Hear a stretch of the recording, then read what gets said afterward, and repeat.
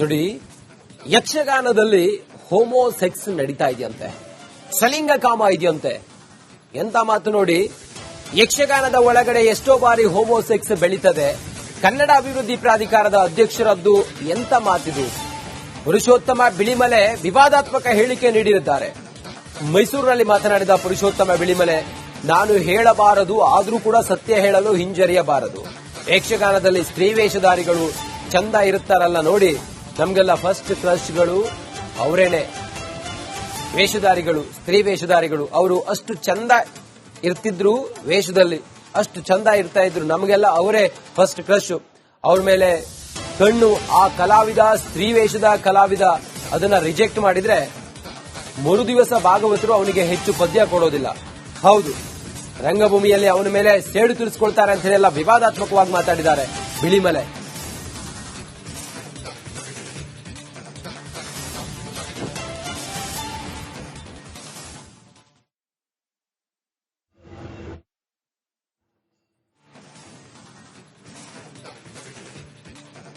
ಪುರುಷೋತ್ತಮ ಬಿಳಿಮಲೆ ಅವರು ಆಡಿರುವಂತ ಇದೊಂದು ಮಾತು ಈಗ ವಿವಾದವನ್ನ ಸೃಷ್ಟಿ ಮಾಡಿದೆ.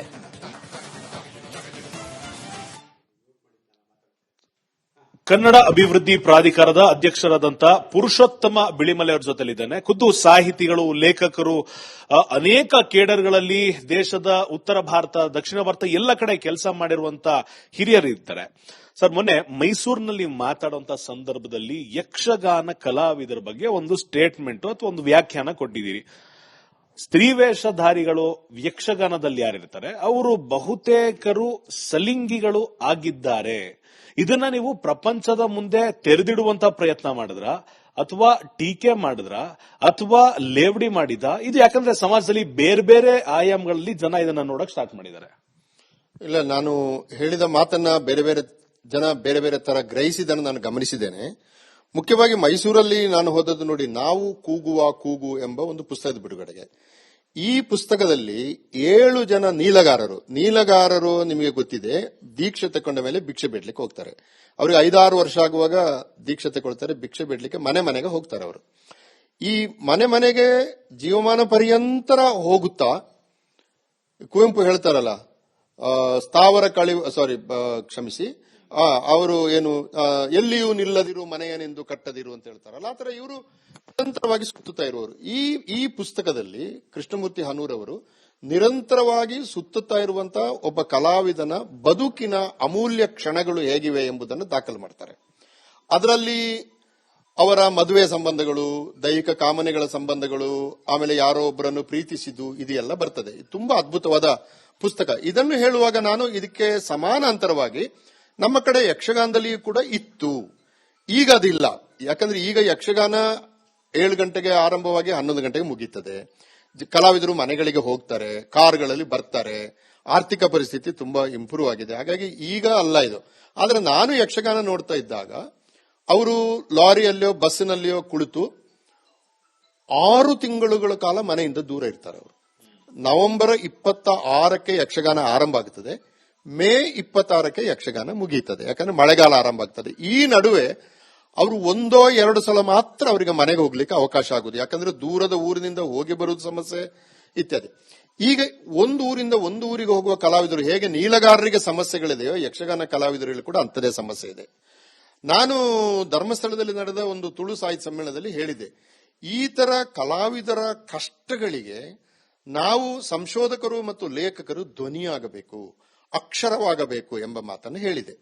ಅದನ್ನ ಆಧರಿಸಿಕೊಂಡು ನನ್ನ ಅನೇಕ ವಿದ್ಯಾರ್ಥಿಗಳು ಮತ್ತು ಗೆಳೆಯರು ಯಕ್ಷಗಾನ ಕಲಾವಿದರ ಆತ್ಮಚರಿತ್ರೆಗಳನ್ನು ಬರೆದ್ರು. ಆಕ್ಚುಲಿ ಹಾಗೆ ಬರೆಯುವಾಗ ಯಕ್ಷಗಾನ ಕಲಾವಿದರ ಒಳಗಿನ ಲೋಕ ಬಹಳ ಅದ್ಭುತವಾಗಿ ಒಂದು ಅನಾವರಣ ಆದದ್ದು ಕೂಡ. ಗೋವಿಂದ ಭಟ್ರ ಜೀವನ ಚರಿತ್ರೆ, ಯಕ್ಷಗಾನದ ಬಹಳ ದೊಡ್ಡ ಕಲಾವಿದರು, ನಾವು ನೋಡುವಾಗ ಆಯ್ತು. ಆಮೇಲೆ ಕುಂಬಳೆ ಸುಂದರ ಅವರು ಬಹಳ ದೊಡ್ಡ ಕಲಾವಿದ, ನಾವೆಲ್ಲ ಅವರ ಅಭಿಮಾನಿಗಳು. ಅವರು ಸುಂದರಕಾಂಡ ಅಂತ ಒಂದು ಬರೆದ್ರು. ಹೀಗೆ ಅನೇಕ ಪುಸ್ತಕಗಳು ಬಂದವು. ಈಗ ಈ ಒಂದು ತಿರುಗಾಟದ ಸಂದರ್ಭದಲ್ಲಿ 6 ತಿಂಗಳ ಕಾಲ ಮನೆಯಿಂದ ದೂರ ಇರುವ ಕಲಾವಿದರ ಕಷ್ಟಗಳನ್ನ ಕನ್ನಡ ಸಾಹಿತ್ಯ ಗ್ರಹಿಸಲೇ ಇಲ್ಲ. ಈಗ ನೋಡಿ, ಕರಾವಳಿಯಲ್ಲಿ ಶಿವರಾಮ ಕಾರಂತರು ಬಹಳ ದೊಡ್ಡ ಲೇಖಕ, ಅವರು ಯಕ್ಷಗಾನ ಕಲಾವಿದರನ್ನ ವಿದೇಶಕ್ಕೆ ಕರ್ಕೊಂಡು ಹೋಗಿ ಯಕ್ಷಗಾನದಲ್ಲಿ ಸ್ವತಃ ಕುಣಿದು ಕೆಲಸ ಮಾಡಿದವರು. ಆದ್ರೆ ಒಬ್ಬ ಯಕ್ಷಗಾನ ಕಲಾವಿದನ ಬದುಕನ್ನು ಆಧರಿಸಿಕೊಂಡು ಒಂದು ಕಾದಂಬರಿ ಬರೀಲಿಲ್ಲ ಅವರು. ಕುಮಾರ ವೆಂಕಣ್ಣ ಅಂತ ಒಬ್ಬರು ಒಂದು ಕಾದಂಬರಿ ಬರೆದ್ರು, ಬಣ್ಣದ ಮಾಲಿಂಗ ಅಂತ ಒಬ್ಬರು ಕಲಾವಿದರು ಇದ್ರು ಅವರು. ಆಮೇಲೆ ಅದು ಒಂದು ಅಪವಾದ ಅಂತ ಬಿಟ್ರೆ ದಕ್ಷಿಣ ಕನ್ನಡದ ಯಾವ ಬರಹಗಾರರು ಕೂಡ ಅಲ್ಲಿಯ ಭೂತಾರಾಧನೆಯಲ್ಲಿ 1000ಕ್ಕಿಂತ ಹೆಚ್ಚು ಕಲಾವಿದರಿದ್ದಾರೆ. ಯಕ್ಷಗಾನದಲ್ಲಿ ಏನಿಲ್ಲ ಅಂದ್ರೂ 10,000ಕ್ಕಿಂತ ಹೆಚ್ಚು ಕಲಾವಿದರಿದ್ದಾರೆ. ಇವರ ಬದುಕನ್ನು ಆಧರಿಸಿದ ಬಯೋಗ್ರಫಿಕಲ್ ಆದ ರೈಟಿಂಗ್ಸ್ ಅಂತ ಹೇಳ್ತೀವಲ್ಲ, ಆ ತರ ಬರಲೇ ಇಲ್ಲ. ಆದ್ರೆ ನನ್ನ ಉದ್ದೇಶ ಏನಾಗಿತ್ತು ಅಂತಂದ್ರೆ, ನಾವು ಯಕ್ಷಗಾನ ನೋಡ್ತೀವಿ, ಕಲಾವಿದರಿಗೆ ಚಪ್ಪಾಳೆ ಹೊಡಿತೀವಿ, ಸಂತೋಷ ಪಡ್ತೀವಿ, ಅದೆಲ್ಲವಾಯ್ತು. ಅದರ ಜೊತೆಗೆ ಆ ಕಲಾವಿದರ ಬದುಕಿನ ಬಿಕ್ಕಟ್ಟುಗಳನ್ನ ಅಭ್ಯಾಸ ಮಾಡಿ, ಅವರಿಗಿರುವ ದೈಹಿಕ ಕಾಮನೆಗಳು, ಅವರಿಗಿರುವ ಎಕ್ಸ್ಟ್ರಾ ಮೆರಿಟಲ್ ರಿಲೇಷನ್ಸ್ ಅಂತ ಹೇಳ್ತೀವಿ ನಾವು, ಅದು ಕೆಲವು ಕಡೆ ಇರ್ತದೆ. ಇದೆಲ್ಲ ಅಪರಾಧ ಅಂತ ಖಂಡಿತ ಹೇಳ್ತಾ ಇಲ್ಲ ನಾನು. ಇದು ಆ ಪ್ರಕ್ರಿಯೆ ಒಳಗೆ ಸಹಜವಾಗಿ ಸಂಭವಿಸುವಂತದ್ದು. ಈಗ ನೋಡಿ, ನಾವೆಲ್ಲ ಚಿಕ್ಕದಿದ್ದಾಗ ನಮ್ಮ ಫಸ್ಟ್ ಕ್ರಶ್ಗಳು ಯಾರು ಅಂದ್ರೆ ಯಕ್ಷಗಾನ ಸ್ತ್ರೀ ವೇಷಧಾರಿಗಳು. ಬಹಳ ಚಂದ ವೇಷ ಹಾಕೊಂಡು ಬಂದು ರಂಗದ ಭೂಮಿ ಮೇಲೆ ಕುಣಿದ್ರೆ ನಾವೆಲ್ಲ ಮೋಹ ಪರವಶರಾಗ್ತಾ ಇದ್ವಿ. ಮರುದಿವಸ ಯಕ್ಷಗಾನ ನೋಡಿ ಮನೆಗೆ ಬಂದ ಮೇಲೆ ನಮಗೆ ಅವರದೇ ಧ್ಯಾನ.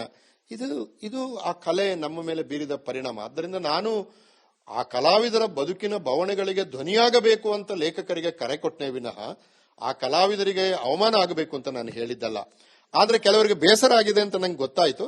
ಅದಕ್ಕೋಸ್ಕರ ನಾನು ವಿಷಾದಿಸುತ್ತೇನೆ. ನನ್ನ ಉದ್ದೇಶ ಅದು ಅಲ್ವೇ ಅಲ್ಲ.